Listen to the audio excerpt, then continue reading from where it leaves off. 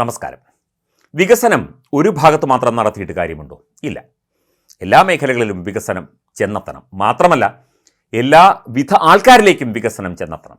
സാധാരണക്കാരിലേക്ക്, പാവപ്പെട്ടവരിലേക്ക്, വീടും ജോലിയുമില്ലാത്തവരിലേക്ക്, സ്ത്രീകളിലേക്ക്, കുട്ടികളിലേക്ക്, അസംഘടിതരിലേക്ക്, ബിസിനസ് മേഖലയിലേക്ക് ഒക്കെ തന്നെ വികസനം കടന്നു ചെല്ലണം. എങ്കിൽ മാത്രമേ ഒരു രാജ്യത്ത് പുരോഗതി എന്ന് പറയുന്നതിന് നമ്മൾ ആ രീതിയിൽ അതിനെ കാണാൻ സാധിക്കുകയുള്ളൂ. നമ്മുടെ റെയിൽവേ വികസനം അത് ഇപ്പോൾ എങ്ങനെയാണ്? പലപ്പോഴും ചിന്തിക്കേണ്ട വിഷയമാണ്. റെയിൽവേ കൂലിയൊക്കെ തന്നെ കഴിഞ്ഞ ദിവസം കുറച്ചതായുള്ള വാർത്തകൾ വന്നു. തെരഞ്ഞെടുപ്പ് മുന്നിൽ കണ്ടാണെന്നൊക്കെ പറയുന്നുണ്ട്. അവിടെ നിൽക്കട്ടെ. പക്ഷേ നമ്മുടെ റെയിൽവേ സ്റ്റേഷനുകളിലേക്ക് ഒന്ന് നോക്കുക. കേരളത്തിലെ റെയിൽവേ സ്റ്റേഷനുകളിലേക്ക് നോക്കുക. ചെറിയ സ്റ്റേഷനുകളും വലിയ സ്റ്റേഷനുകളും എത്ര അത്യാധുനിക സംവിധാനങ്ങളോടുകൂടി യാത്രക്കാർക്ക് ഏറ്റവും സൗകര്യപ്രദമായ രീതിയിൽ യാത്ര ചെയ്യുന്നതിനുള്ള സംവിധാനമാണ് റെയിൽവേ സ്റ്റേഷനുകൾ നവീകരിക്കുന്നതിലൂടെ സർക്കാർ ഒരുക്കിയിരിക്കുന്നത്. ആയിരക്കണക്കിന് റെയിൽവേ സ്റ്റേഷനുകൾ ഇതുപോലെ ആവുകയാണ്. പ്രധാനപ്പെട്ട സ്റ്റേഷനുകൾ കണ്ടു കഴിഞ്ഞാൽ എയർപോർട്ട് തോറ്റുപോകുന്ന, അതായത് ഇന്ത്യയിലെ എയർപോർട്ടല്ല, മറ്റ് രാജ്യങ്ങളിലെ വികസിത രാജ്യങ്ങളിലെ എയർപോർട്ടുകൾ തോറ്റുപോകുന്ന സൗകര്യങ്ങളാണ്. എസ്കലേറ്ററുകൾ, ലിഫ്റ്റുകൾ, ഭക്ഷണശാലകൾ, പ്രത്യേകമായ ടിക്കറ്റ് വെൻഡിംഗ് മെഷീനുകൾ, എല്ലാവിധ സൗകര്യങ്ങളോടും കൂടിയ അനൗൺസ്മെൻറ്റ് രീതികൾ, അതുപോലെ ഡിജിറ്റൽ രീതിയിൽ പ്രവർത്തിക്കുന്ന സമയക്രമം വിളിച്ചോതുന്ന സംവിധാനങ്ങൾ, ഇതൊക്കെ പറഞ്ഞ് തീർക്കാൻ പറ്റില്ല. അത്രയധികം വികസിതമായിരിക്കുന്നു നമ്മുടെ വിവിധ റെയിൽവേ സ്റ്റേഷനുകൾ. പിറങ്ങും പോകണ്ട, നമ്മുടെ നാട്ടിലൂടെ ഒന്ന് സഞ്ചരിച്ച് നോക്കിയാൽ മാത്രം മതിയാകും.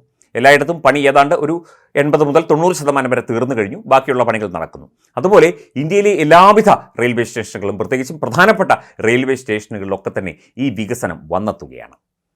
ഇതല്ലേ വികസനത്തിൻ്റെ ഒരു മാതൃക? നമ്മൾ വികസനത്തിൻ്റെ മാതൃക എന്ന് പറയുന്നത് പലതും ഇങ്ങനെ പറഞ്ഞ്, ഇവിടെ ബജറ്റിൽ പറയുന്നത് പോലെ 100 കോടി വകയിരുത്തി, 1000 കോടി വകയിരുത്തി, 1,00,000 കോടി വകയിരുത്തി എന്നൊക്കെ ആവർത്തിച്ച് പറയുന്നതല്ലാതെ അതൊക്കെ ചെയ്തു കാണിക്കുന്നു എന്നുള്ളതാണ്, അല്ലെങ്കിൽ അതൊക്കെ ജനങ്ങൾക്ക് നൽകുന്നു എന്നുള്ളതാണ് ഈ വികസനത്തിൻ്റെ ഭാരതീയ മാതൃക, ഇന്ത്യൻ മാതൃക. അത് ഏത് റെയിൽവേ സ്റ്റേഷനിൽ നോക്കിയാലും നമുക്കത് കാണാൻ സാധിക്കും. എല്ലാ മേഖലകളിലും, അതായത് പ്ലാറ്റ്ഫോം തൊട്ട് എല്ലാ മേഖലകളിലും നമ്മൾ കടന്നു ചെല്ലുന്ന എൻട്രൻസ് മുതൽ അങ്ങോട്ട് എല്ലാവിധ വികസന പ്രവർത്തനങ്ങളും സൗകര്യങ്ങളും. കാരണം യാത്ര ചെയ്യുന്നവന് ഏറ്റവും അത്യാവശ്യമായിട്ട് വേണ്ടത് സൗകര്യങ്ങളാണ്. അവന് കൃത്യമായി അറിയിപ്പുകൾ കിട്ടണം, അവന് വിശന്നാൽ ഭക്ഷണം കഴിക്കണം, ദാഹിച്ചാൽ വെള്ളം കുടിക്കണം, അവന് കൃത്യമായി തന്നെ എളുപ്പത്തിൽ യാത്ര ചെയ്യാൻ സാധിക്കണം. പ്രായാധിക്യമുള്ളവർക്കും ബുദ്ധിമുട്ടുള്ളവർക്കും കുട്ടികൾക്കും ഒക്കെ തന്നെ സ്റ്റെപ്പുകൾ കയറിയിറങ്ങാൻ ബുദ്ധിമുട്ടായതുകൊണ്ട് എസ്കലേറ്ററുകളും ലിഫ്റ്റുകളും സ്ഥാപിക്കണം. അതുപോലെ പാളങ്ങൾ മുറിച്ചു കിടക്കാനായി പ്രത്യേക പാതകൾ, ഫ്ലൈ ഓവറുകൾ സ്ഥാപിക്കണം. സുഗമമായ രീതിയിൽ വിശ്രമിക്കാനുള്ള സൗകര്യങ്ങൾ ഉണ്ടാക്കണം. സുരക്ഷിതമായ രീതിയിൽ വിശ്രമിക്കാനുള്ള സൗകര്യങ്ങൾ ഉണ്ടാകണം. ഇതൊക്കെ ഒരു റെയിൽവേ സ്റ്റേഷൻ്റെ അല്ലെങ്കിൽ ഒരു പൊതു ഇടത്തിലെ അത്യാവശ്യങ്ങളാണ്. ഇപ്പോൾ കേരളത്തിൽ KSRTC ബസ് സ്റ്റാൻഡുകൾ കേന്ദ്രീകരിച്ചുകൊണ്ട് അത്തരം വികസനങ്ങളൊക്കെ വരുന്നുണ്ടെന്ന് കേൾക്കുന്നു. പക്ഷേ ഈ അത്യാധുനിക സംവിധാനങ്ങൾ, ആദ്യം ഇത് വികസിതമായത് ബംഗളൂരു റെയിൽവേ സ്റ്റേഷനാണ്. ഏറ്റവും ആധുനികമായ രീതിയിൽ ഏതാണ്ട് 2 വർഷം മുമ്പാണ് അത് സജ്ജീകരിച്ചത്. പിന്നെ പടിപടിയായി എല്ലാ സംസ്ഥാനങ്ങളിലേക്കും ഈ റെയിൽവേ സ്റ്റേഷൻ വികസനവുമായി ബന്ധപ്പെട്ട കാര്യങ്ങളെത്തി.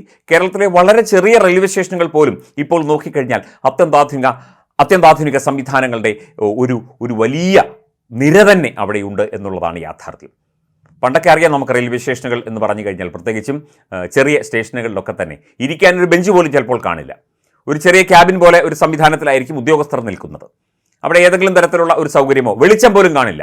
രാത്രിയായി കഴിഞ്ഞാൽ സ്ത്രീകൾ ഉൾപ്പെടെയുള്ളവർക്ക് സഞ്ചരിക്കാൻ ഭയമാണ് ആ പ്രദേശങ്ങളിലൂടെയൊക്കെ. ഇപ്പോൾ വെളിച്ചത്തിൽ മുങ്ങി നിൽക്കുന്ന റെയിൽവേ സ്റ്റേഷനുകളാണ് ഇനി നാം കാണാൻ പോകുന്നത്.